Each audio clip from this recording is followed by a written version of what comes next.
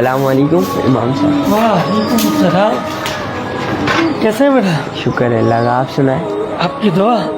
ये झाड़ू आप लगा रहे हैं? यहाँ झाड़ू लगाने वाला कोई आता नहीं है, क्या हमारी गली में तो आते हैं रोज़ाना। क्योंकि हमारा मुल्क है, इसको साफ सुथरा हमें रखना है।